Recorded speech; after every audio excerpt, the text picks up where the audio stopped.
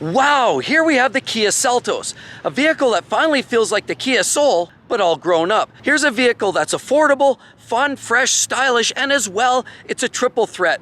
It's more reliable than some of the outgoing models. Today we're gonna walk around this Kia Seltos, feature some of the quirks, design themes, quality experience, and we're also gonna take this beauty for a ride. Let's get into it now. This new Kia Seltos has a lot of styling detail, and if there's one thing that can be said for Kia is they have been generating a lot of very attractive, stylish, sporting looking vehicles that actually represent good value. So let's take this from the top and show you what some of the design quirks and themes in the front of this vehicle that I really enjoy.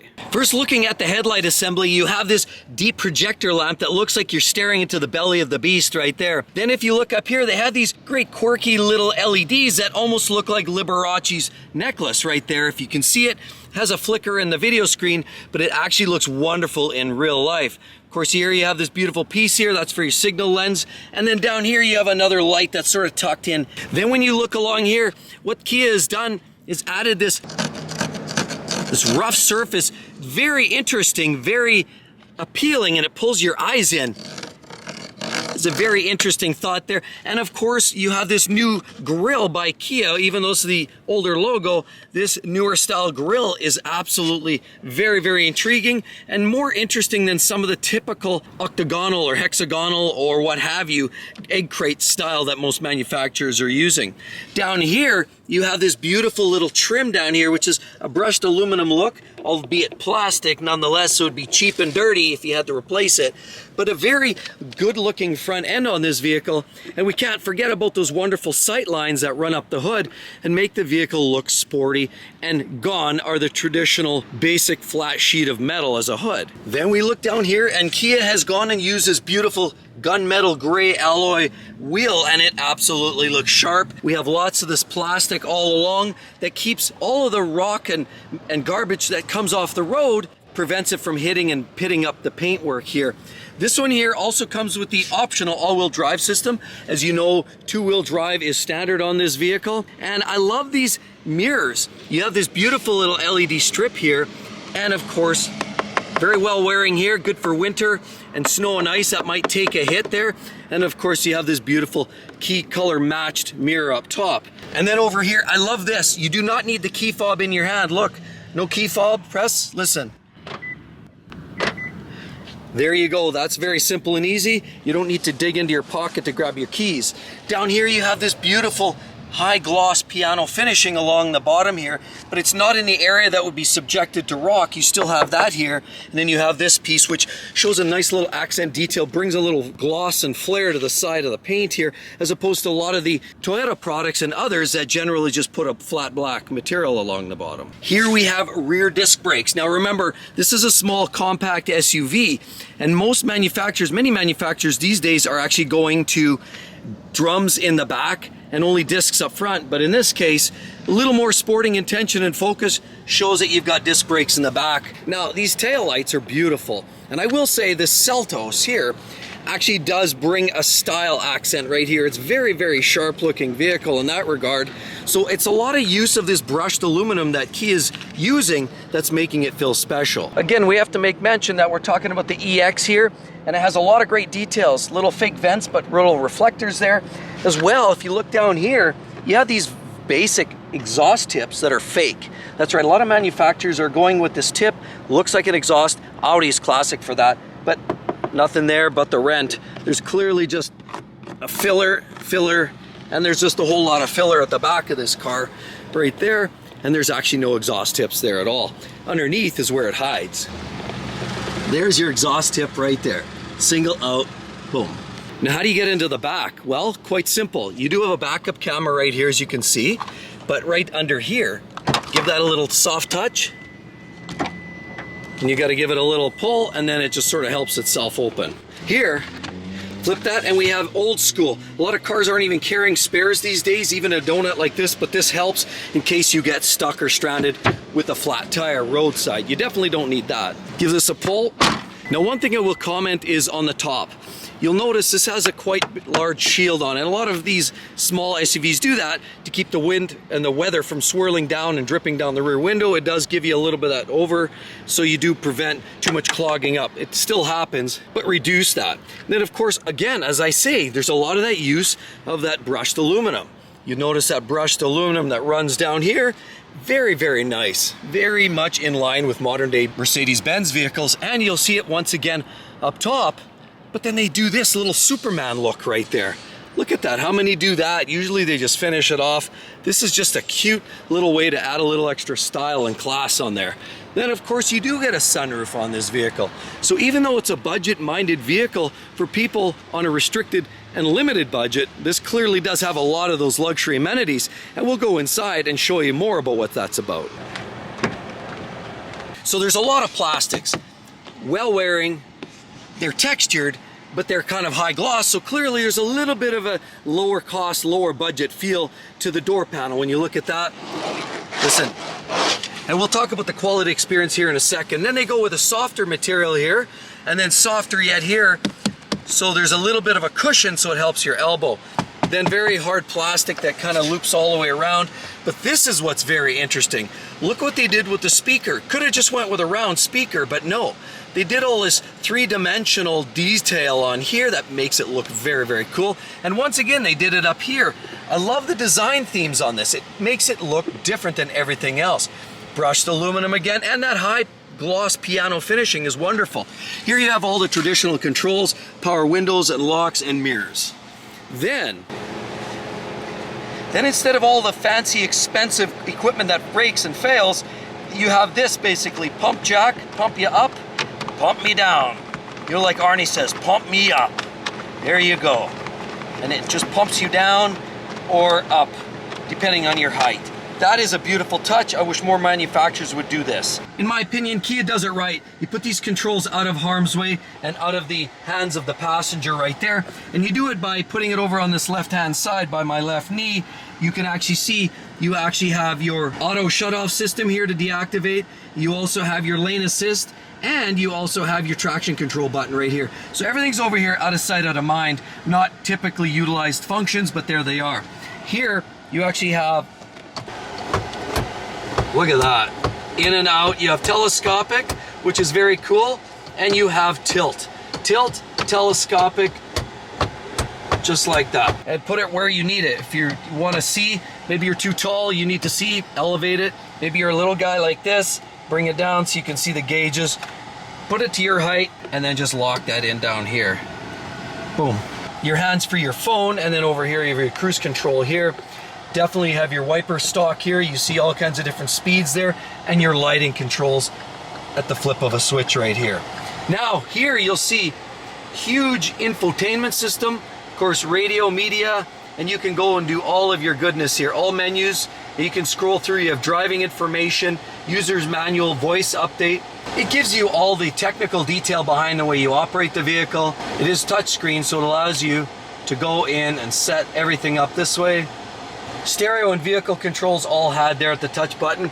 Now you also notice there's more of this high gloss black finishing here, but I like this. Look at what they've done here. They've gone from high gloss to this textured feature right here.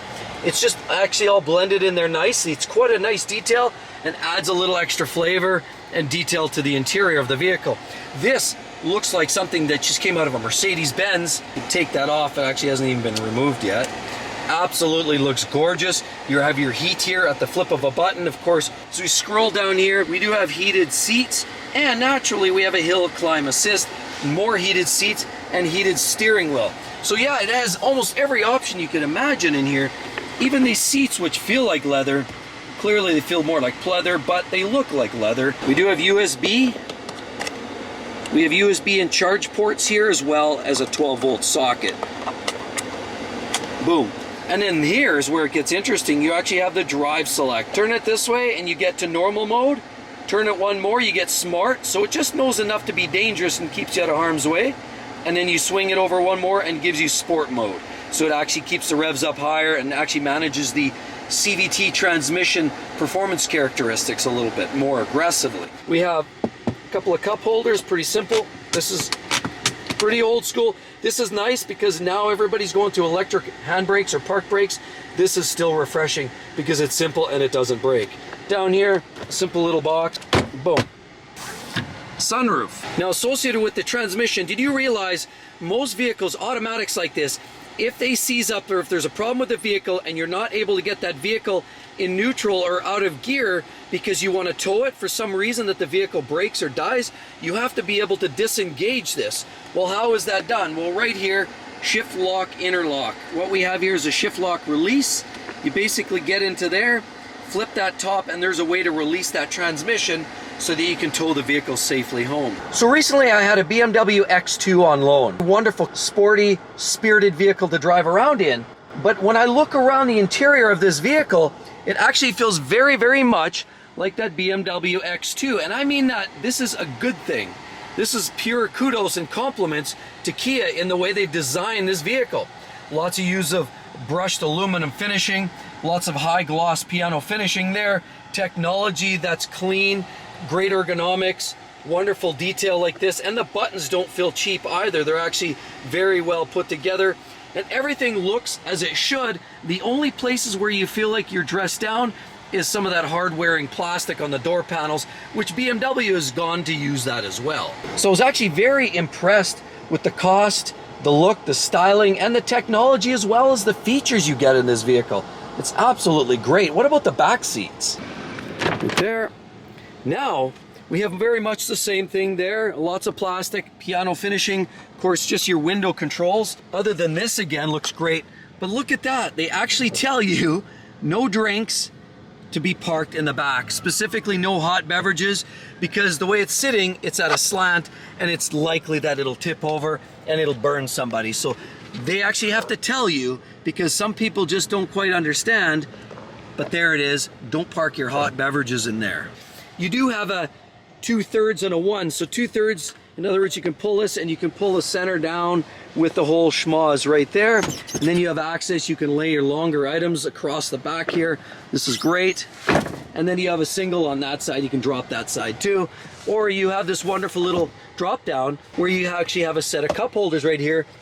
Boom. Of course, more plug-ins for your kids that are always chomping at the bit to keep their cell phone charged up. You have heater vents right here and a great little storage compartment there for your cell phone.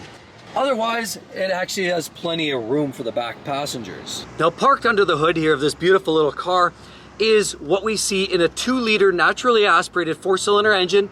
Makes about 146 horsepower, and it's all stapled and glued and screwed together with a CVT. That's right, CVT, the elastic band transmission, the continuously variable transmission. Now you can ante up and get yourself a 1.6-liter turbo engine that bumps the power from 146 all the way up to 175 horsepower, but it promises to give you a 7-speed double clutch transmission. So clearly the more spirited unit, but this here suffices and is practical and very fuel efficient.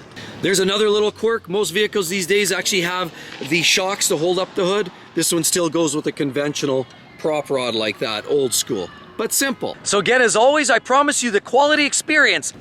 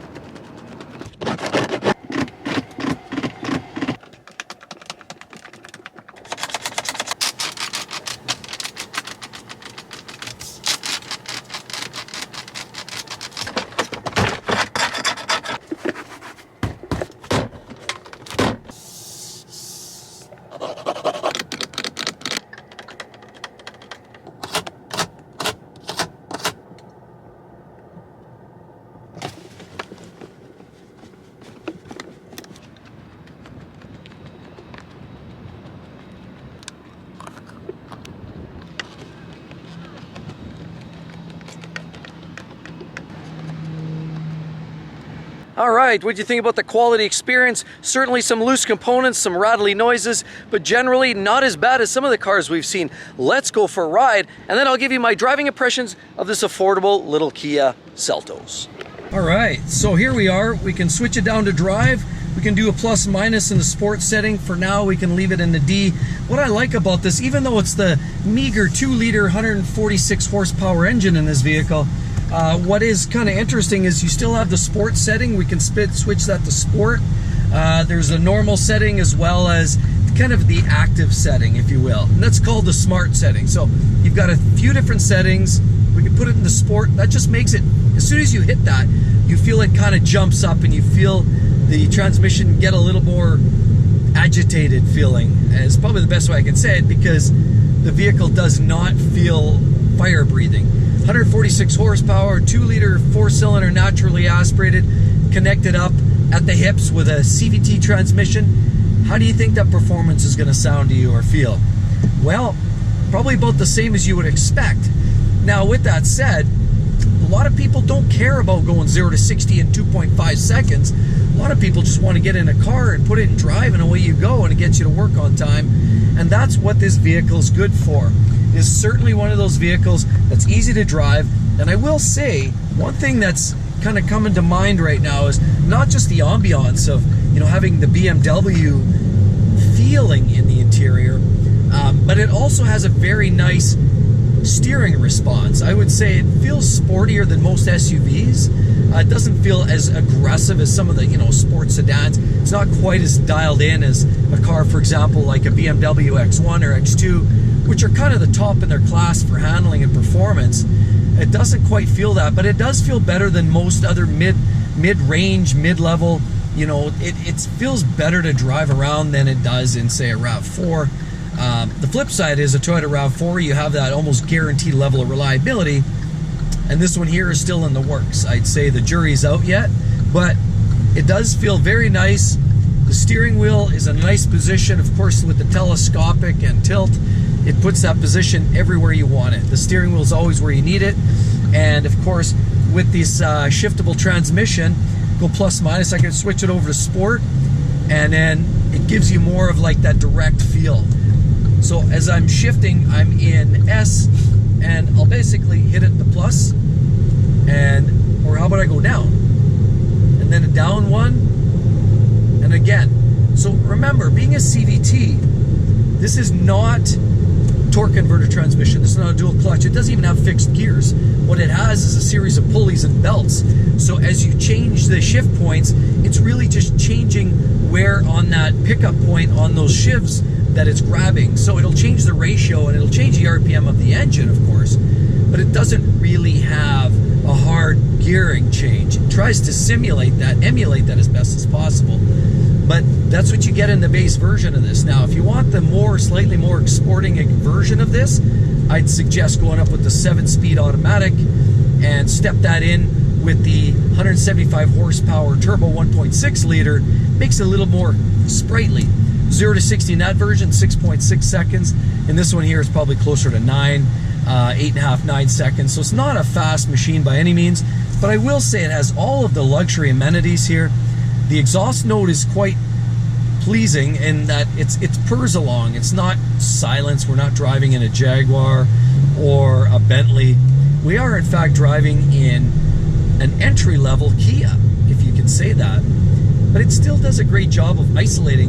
Even the cabin feels quite muted, which is very, very nice. You get a little bit of that road noise. You can hear a little bit of that tire drone off the street. More of that. But honestly, it's actually a really, really nice feel, nice sound. It's quite quiet and muted. So from the cabin area, it's great. I got the air conditioning running full bore. It's a really warm one today here in Edmonton. We're about 34 degrees Celsius. It's a toasty one. The air conditioning has no problems keeping up. I got it set on the low setting and cranked all the way, but I'm chilling out here. I'm almost ready to dial it back a notch. Of course, the sunroof's in a good spot. There's enough lighting here, but unfortunately the lighting is only here for the front passengers. The back, sorry, no panoramic here. But I will say, hitting some here, like to hear that rough road. I'm driving on some like concerted, very rough, jagged road surfaces here. I mean, Edmonton's full of it. Potholes, cracked asphalt, splits, cracks, crevices, you name it. Call it whatever you want. It's called Edmonton streets. And what it is I'm banging away and the suspension doesn't feel harsh. You can hear it kind of gobbling up the suspension and the tarmac. You can hear the duk, duk, duk, duk, duk, but you don't, there's no harsh. You know, I drove on my Dodge Ram coming out here, and there's more harsh banging and knocking and clunking in the suspension, usually related to the more related to the bushings and ball joints and things that tend to move around and sustain the whole suspension loading of that suspension. But this vehicle here, it just eats it up. It just, you hear it, you know the road's not perfect, but it doesn't, it's not harsh. And so we step into the throttle here. Woo. Now, as you accelerate, it kind of zings up into speed, as you would expect for the CVT. Now, the only thing I don't really like about the CVT transmission is it does start to get whiny as the engine revs up. Then if you let off the gas here, whoa, so there's almost that feeling of turbo lag and then ongoing turbo boost, but without it letting go. So as soon as you let off the throttle, you would expect throttle to actually back off, but as you let off the throttle, there's still that sort of slingshot happening. You feel like you're still sort of launched forward for about another 2 seconds. So it's a bit of an unnerving feeling as you're accelerating, and you're like, if you decide all of a sudden, uh-oh, there's a dog in the road, and then you let go of the gas, it actually further accelerates you. Even once the throttle's off, your foot's off the gas completely, there's still this accelerating slingshot effect forward. And I do believe that's a lot to do with the CVT and not unique for this vehicle. That's more of a characteristic of that type of elastic band transmission, which is why I call them that, elastic band transmissions, because they give you that sort of slingy, slanky kind of feeling. And it's just what it is. You get used to that. That's where I would personally step up to the next game, go with the 7-speed auto, go with the Turbo 4, and then you probably got yourself an engine that's probably a little more peppy, more drivable, nicer to rip around in. But this still offers up a great bargain basement price, has a lot of luxury amenities to it, and other than some of the hard plastic surfaces on the doors and the seats feeling like Glad garbage bags, the rest of the vehicle actually feels quite nicely put together. And if you've seen the quality experience, you'll know that there's not a lot of loose, crunchy sounding parts in this vehicle. It actually feels quite well bolted together. So love the vehicle overall. The Kia Seltos, great value, great bargain, and drives like a winner. And with all of that said, you want to ride along in one of the fastest electric cars? That video right there will take you all and show you all about it. The Tesla Model X, you're going to love it. Hope to see each and every one of you on the next review. We'll talk to you real soon on 6 Speed Reviews. Bye-bye.